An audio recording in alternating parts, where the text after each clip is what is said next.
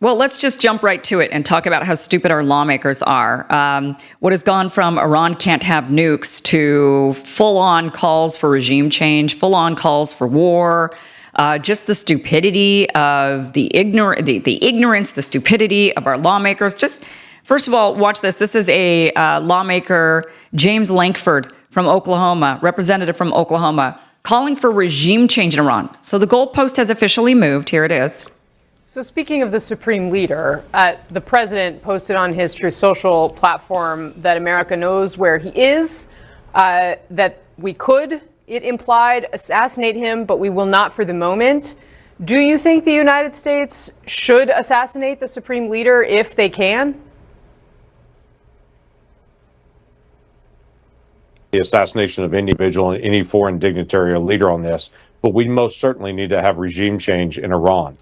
This is the same regime that's threatened America and Americans. This is the same regime that oppresses their own people, that they use the money that they get from oil money to be able to put towards terrorism, to be able to kill us and our allies. They chant death to America in the streets. We definitely need a new regime there, but that's not necessarily saying that we need to be able to assassinate the Ayatollah as well. But we definitely need to have new leadership there. Okay, well, at least he's, just a little short of saying, let's assassinate the guy. We need regime change. How else are you going to do it? I guess you could hope that he steps down. And if he doesn't, then I guess you're given the green light to just assassinate him, I suppose. I'm sure you've already seen this clip, but I have to share it again just because of how ridiculous it is. But here is Tucker Carlson talking to Ted Cruz, and Ted Cruz not knowing really anything about the country he wants to topple. How many people live in Iran, by the way? I don't know the population. At all? No, I don't know the population. You don't know the population of the country you seek to topple? How many people live in Iran? 92 million. Okay. Yeah, How could you not know that? I don't sit around memorizing population tables. Well, it's kind of relevant because you're calling for the overthrow of the government. Why is it relevant whether it's 90 million or 80 million or 100 million? Why is that relevant? Because if you don't know anything about the country... I didn't say I don't know anything about Okay, what's the ethnic mix of Iran? They are Persians and predominantly Shia. Okay, it's not even. You don't know anything about Iran. So okay, I am not the Tucker Carlson expert on Iran. You're a senator who's calling for the overthrow of the government. You're the one who don't know anything about the country. No, you don't know anything about the country. You're the one who claims they're not trying to murder Donald Trump. You're the I'm one not saying that. Who can't figure out if it was a good idea to kill General Soleimani, and you said it was bad. You don't believe they're trying to murder Trump? Yes, I do. Because you're not calling for military strikes against them in retaliation. And if you really believe that... We're carrying out military strikes today. You said Israel was. Right, with our help. I said we. Israel is leading them, but we're supporting them. Well, you're breaking news here because the U.S. government last night denied, the National Security Council spokesman Alex Pfeiffer denied on behalf of Trump that we were acting on Israel's behalf in any offensive capacity. No, we're not bombing them. Israel's bombing them. You just said we were. We are supporting Israel. Israel. High stakes. You're a senator. If you're saying the United States government is at war with Iran right now, people are listening. Okay. Yeah, we're listening. Are we at war with Iran right now? I wouldn't be surprised. There were already reports that we were on the ground in Ukraine. It wasn't just that we were giving intelligence. We were actually training the troops. We were helping. We essentially had to fire some of the weapons because the people in Ukraine couldn't. That is what experts had said, is that, yeah, we delivered some high-tech weapons to Ukraine. They were not trained to use them. That means Americans were firing off the weapons. So are we at war? I mean, is this where we're at as a country, that they are just declaring war behind our back? They are waging war behind our back without... Now they're just not even upfront about it. I mean, before they would lie us into it, but now they're just doing it without even notifying us. Is that what's happening here? Here's another clip that I just have to play because I think this explains a lot, right? Does Mossad share all of its intelligence with us? Oh, probably not, but they share a lot. Really? We don't share all of our intelligence with them, but we share a lot. It's a close alliance. Do they spy domestically in the United States? Oh, they probably do, and we do as well. And friends and allies spy on each other. And I assume all of our allies spy on us. And that's okay with you? You know what? One of the things about being a conservative is that you're not naive and utopian. You don't think humans are all... Part of the reason socialism doesn't work is the mantra from each according to his abilities to each according to his needs doesn't work. As a conservative, I assume people act in their rational self-interest. So it's conservative to pay people to spy on you? It's conservative to recognize that human beings act in their own self-interest, and every one of our friends spies on us, and I'm not... Do you like it? That's my question. I'm not asking whether they have motive to do it. Of course they do. I understand that, and by the way, I'm not mad at them. But you're an American lawmaker, so I just want to know. Hold on, I want to know your attitude.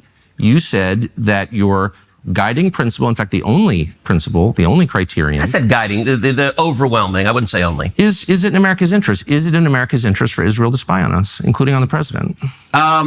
It is in America's interest to be closely allied with Israel because we get huge benefits for it. And you want to see the clearest. But I just want to stop on the spying for a second. That it takes place, as you know, and including on the president of the United States and several precedents. And I just want to know if that's okay and why is it okay? Wouldn't an American lawmaker say to a client state, you're not allowed to spy on us? I'm sorry. I know why you want to. I'm not mad at you, but you're not allowed to. Sure. And I don't care for it. I don't want to be spied on by you. It's kind of weird not to say that, but you don't seem able to say that. Yeah, Germany said that to us when they found out they were being spied on. An ally of the United States was being spied on. And when they found out, they said, hey, we actually don't like that. This is actually a scandal. It was considered a scandal. But here's Ted Cruz just saying, yeah, they probably have, they spy on all of us. They have blackmail on all of us. We get huge benefits with being allies with Israel. What are those benefits exactly, Ted Cruz? Is it that you get to save face from whatever blackmail they have on you? Is it the bribery of all of the campaign donations that the pro-Israel crowd gives you? What is it exactly that how are we benefiting exactly from being allied with Israel? Because all many of us are seeing at this point is a lot of war and a lot of American dead bodies because of those wars and a lot of wasted American dollars because of those wars and because we have to sit there and protect some tiny country in the Middle East that is occupying a people that shouldn't really even be there, but decided to crop up and rear its ugly head anyway. It's just that this is insane. But the American people are not for this. I could not believe this next clip actually aired on Fox News because not everybody is for this war. And Fox News has been one of the biggest propaganders of this war, telling everybody it's weapons of mass destruction again. The audience is falling for it. But are they? Are they falling for it? You know, Rupert Murdoch is a name that Tucker Carlson listed as somebody who is openly calling for war, for the United States to get involved.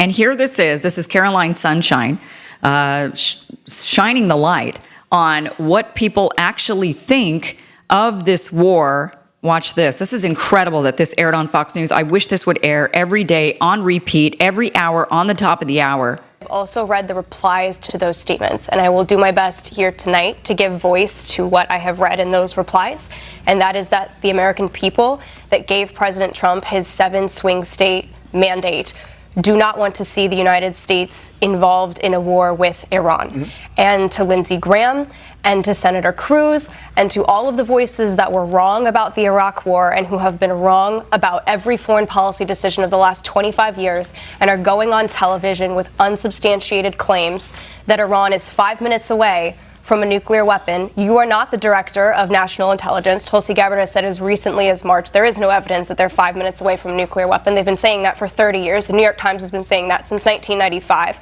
And the question that I think those voices in the media should have to answer is, if what you want is American involvement in a war with Iran, which American troops and units would you like to see die first? Would you like it to be the 1st Brigade of the 1st Armored Division out of Fort Bliss, Texas, that lost 133 men during the war in Iraq?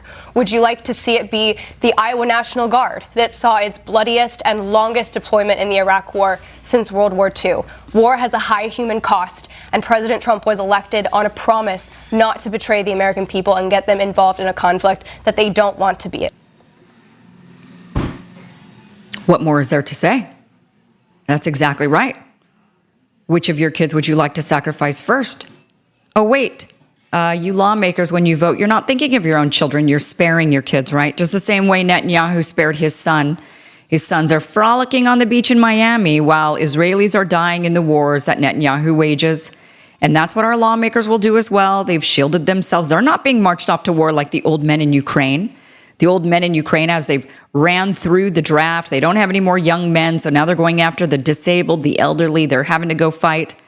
Are our lawmakers going to be the ones fighting on the front lines? Probably not. Are their kids, any of their family members, going to be fighting on the front lines? Probably not.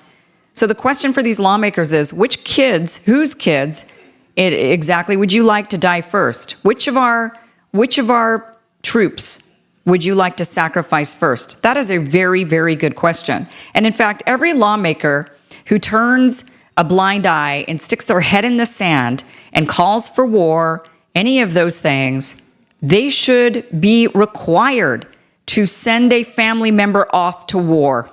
They should be required to sign up a family member into war. Every last one of them. And if they don't have a family member who can fight in the war, then they should be going off to the war themselves. We have to have more skin in the game. Otherwise, they will continue to do this to us over and over and over again. So Ro Khanna and Thomas Massie have unveiled a sort of war powers resolution. This is a concurrent resolution. This is bipartisan. They have 20-something lawmakers who have co-sponsored this from both sides of the aisle.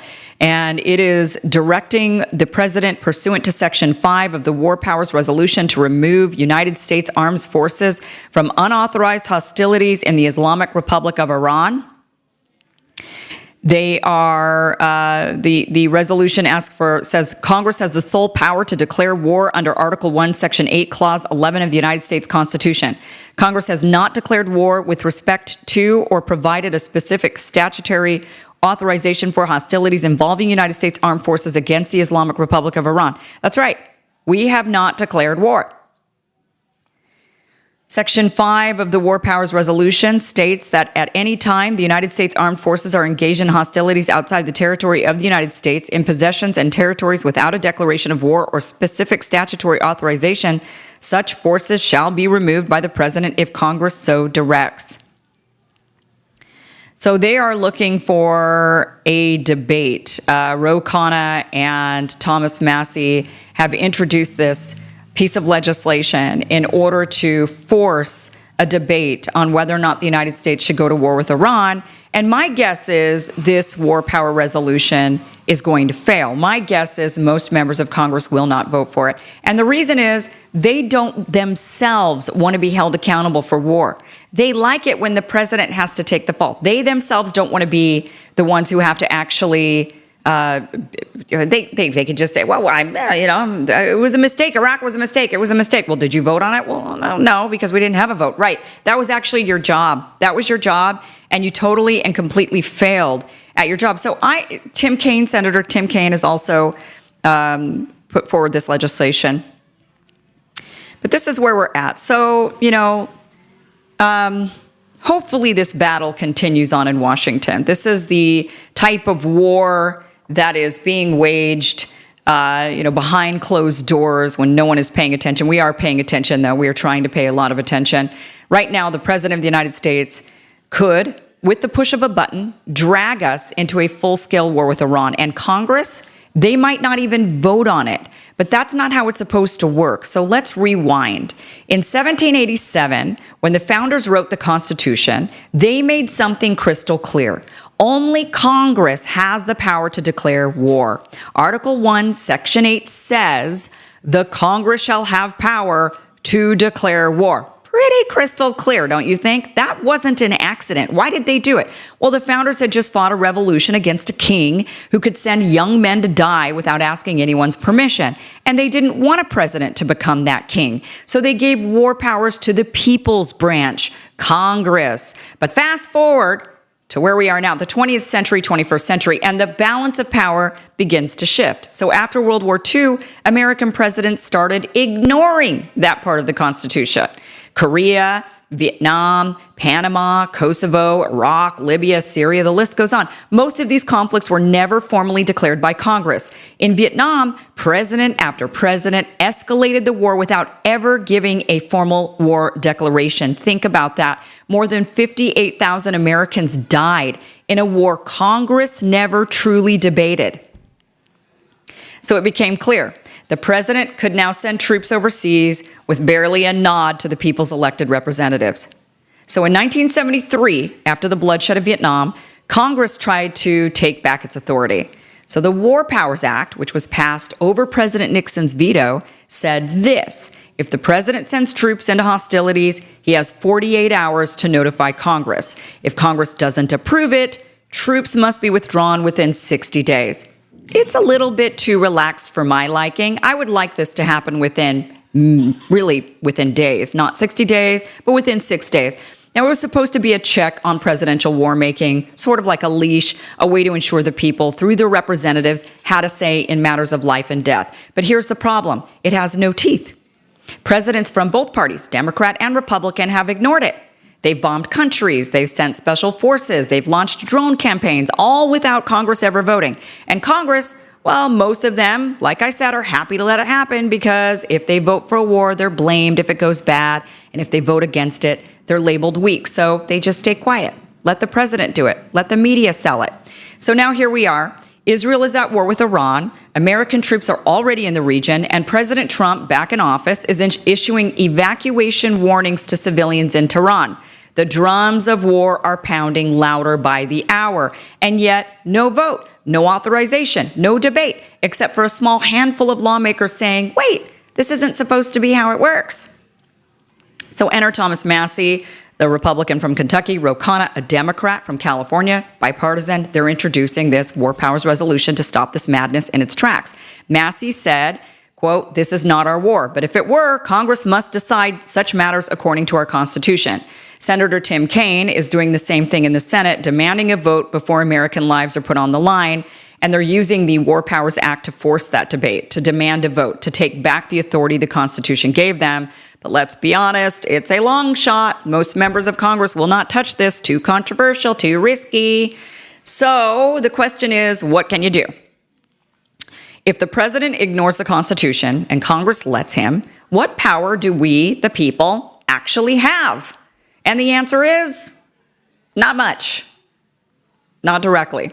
We can't sue the president to stop a war. We can't file an injunction. The courts usually refuse to intervene. They call it a political question. So our only power, the only real tool we have, is the power to elect better people. Vote out the warmongers, primary the cowards, support the few who have the guts to say, no, you don't get to bomb another country without the people's consent.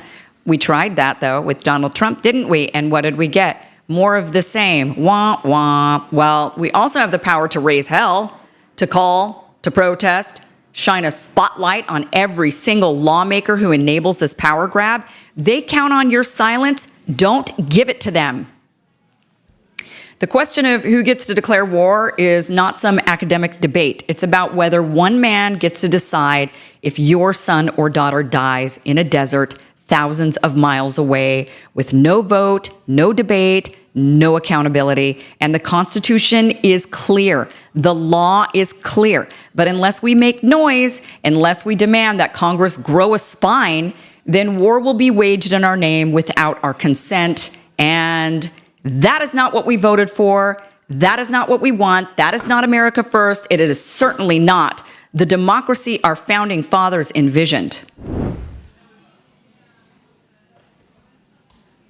Well, here's a great story. A lady named Phyllis walks into a neighborhood pharmacy in Colonia, New Jersey, and asks the pharmacist for an antioxidant cream for her wrinkles. And the pharmacist says, I'll compound one for you. Come back tomorrow. So Phyllis uses the cream for 3 days. She goes to her dermatologist appointment, and the doctor, just looking at her, thinks she got work done.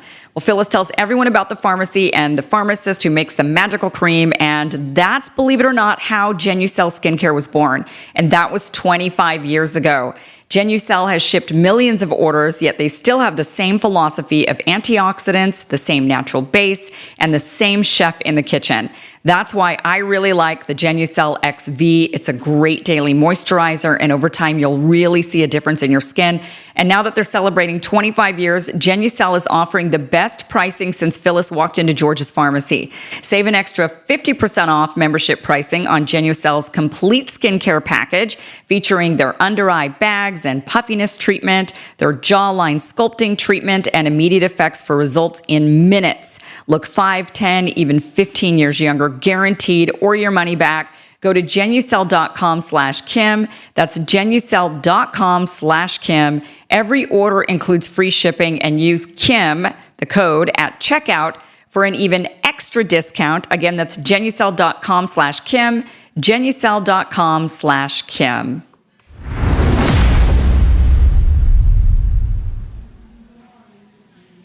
Hey guys, thank you for watching this clip from the full Kim Iversen Show, which you could check out Monday through Friday, 5 p.m. Eastern at KimIversonShow.com.